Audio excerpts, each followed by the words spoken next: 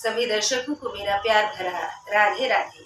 बोलिए बेहड़ वाली मैया की जय, गुरु भगवान की जय।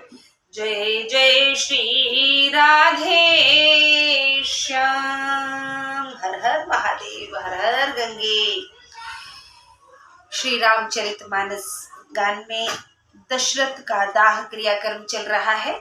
कथा 119वें दिन की है और पेज नंबर 438। दोहा के साथ शुरुआत करते हैं। गोस्वामी जी कह रहे हैं कि मातु भरत के वचन सुनी, साचे सरल सुभायम।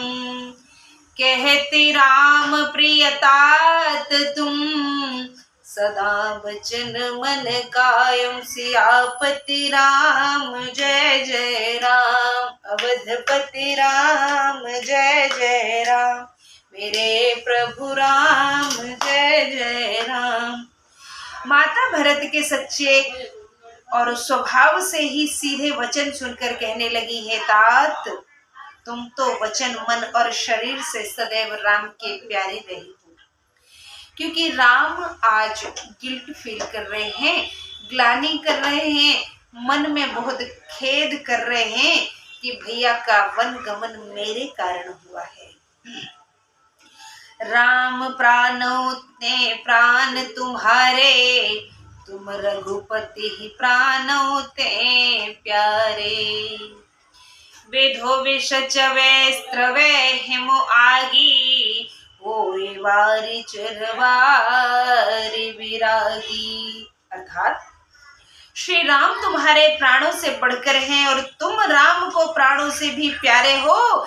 चंद्रमा चाहे विष टपकाने लगे, बर्फ भी चाहे आग बरसाने लगे और जलचर चाहे जल छोड़ दे, लेकिन तुम दोनों का प्रेम इधर से उधर नहीं हो सकता है। भय ज्ञान बर मिटे न मोहु, तुम राम ही प्रतिकूल न होहु।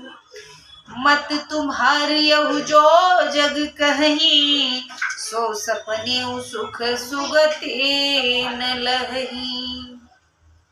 ज्ञान होने पर भी चाहे मोह न मिटे, पर तुम रामचंद्र जी के विरुद्ध कभी नहीं हो सकते। इसमें तुम्हारा मत ऐसा है जो कोई जगत में कहते हैं वे स्वप्न में भी सुख और उत्तम गति नहीं पावेंगे। अर्थात मैया कौशल्या ने आज भैया भरत को समझाया है कि बेटे ज्ञान हो ना हो, लेकिन तुम कभी ऐसा नहीं कर सकते। जो तुम्हें गलत बोल रहे हैं वो नरक के भागी होंगे। अस कही मातु भरत ही लाए, धन पैस्त्र वही नयन जल छाए। करत विलाप बहुत यही भांति, बैठे बीती गई सब राती। ऐसा कहकर माता कौशल्या ने भरत जी को हृदय से लगा लिया। उनके स्तनों से दूध टपकने लगा, आंखों में जल भर आया। इस भांति बहुत सा विलाप करते बैठे बैठे सारी रात बीत गई है। ममता के कारण आज मैया के आंचल से दूध टपकने लगा है। वामदेव वशिष्ठ तब आए, सचिव महाजन सकल बुलाए। मुनि बहुभांति भरत उपदेसे, कही परमार्थ वचन सुदेसे। तब वामदेव जी और वशिष्ठ जी आए। उन्होंने सब मंत्रियों और महाजनों को बुलाया। मुनियों ने भरत जी को समय अनुसार परमार्थ के सुंदर वचन कहकर बहुत प्रकार से उपदेश दिया है। आज नाना भांति से सभी भरत जी को धीरज बंधा रहे हैं कि आप कष्टमय ना हो। ये तो विधाता की मर्जी थी, जो होनी थी सो हो चुकी है। तात हृदय धीरज धरऊ, करहु जो अवसर आजू।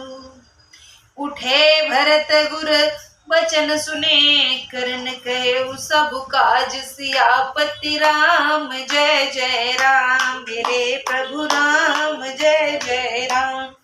हे पुत्र, मन में धीरज धरो, आज जो अवसर है वो करो। गुरु जी के वचन सुनकर भरत जी उठे और उन्होंने तैयारी करने की आज्ञा दी है। क्या? केंद्र पतनु वेद विदित अनवाना, परम विचित्र विमानु बनावा। गई पद भरत मातु सब राखी, रही रानी दर्शन अभिलाषी।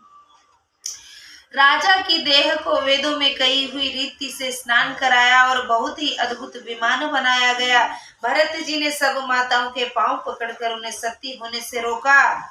ये दर्शनों की इच्छा से रह गए। सती होने की जो प्रथा थी वो उस समय भी शायद हुआ करती थी।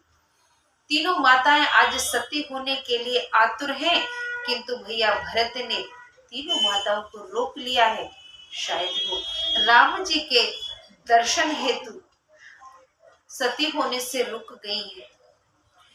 चंदन अगर भार भऊ भाए, अमित अनेक सुगंध सुहाए। सरज तीर रच चिता बनाई, जन सुरपुर सोपान सुहाई। चंदन और अगर के बहुत से बोझ आए, अनेक प्रकार से सुंदर सुगंधित पदार्थ मंगाए गए। सरयू के किनारे चिता रचकर बनाई गई, मानो देवलोक की सुंदर सीढ़ियां हो।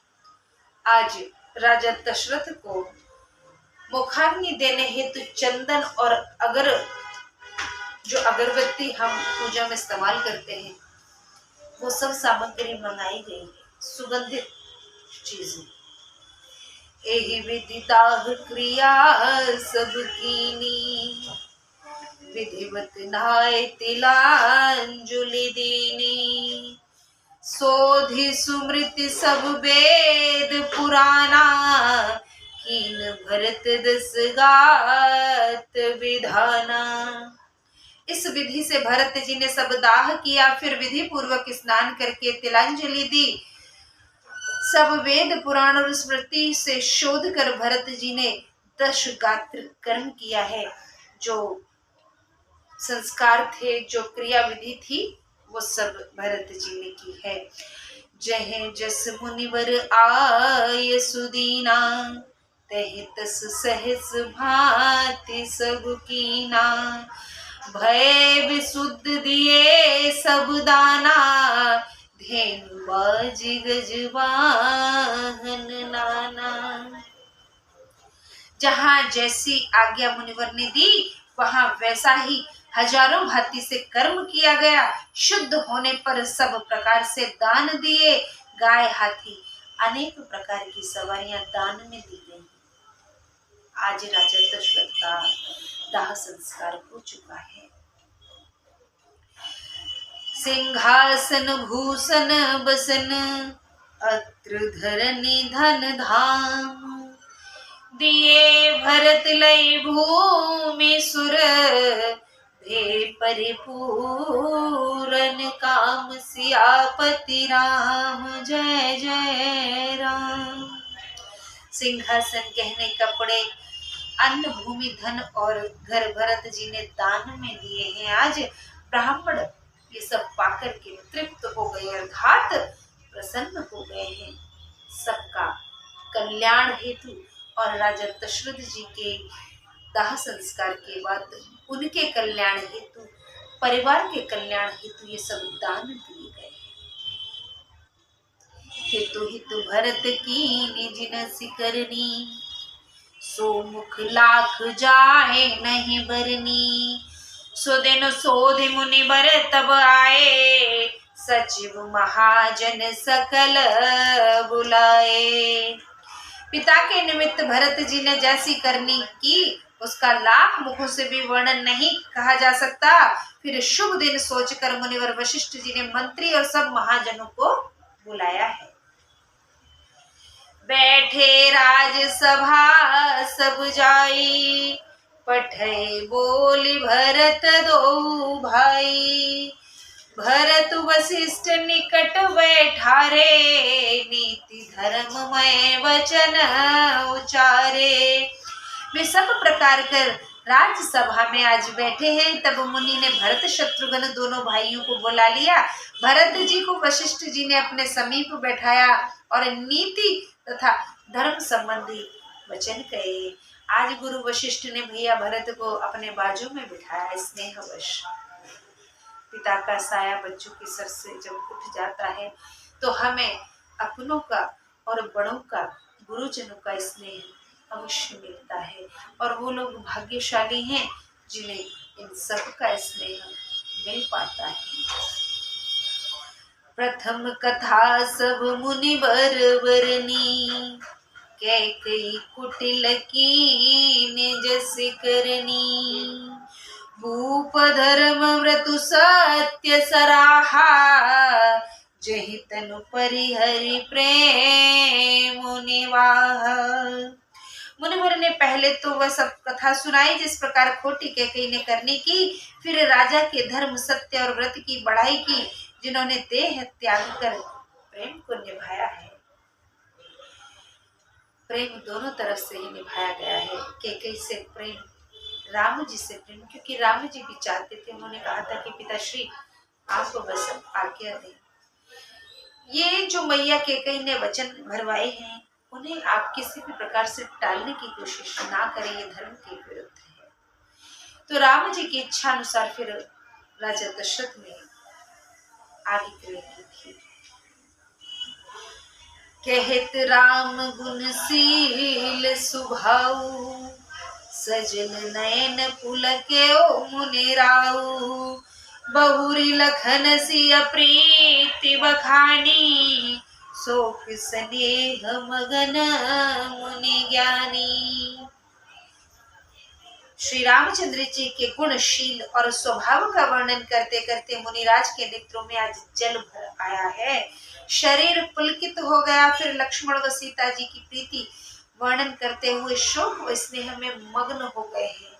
हाँ, क्योंकि राम जी वन को गए सो गए, छोटे भैया लक्ष्मण और पुत्र वधू सीता वन को गई है।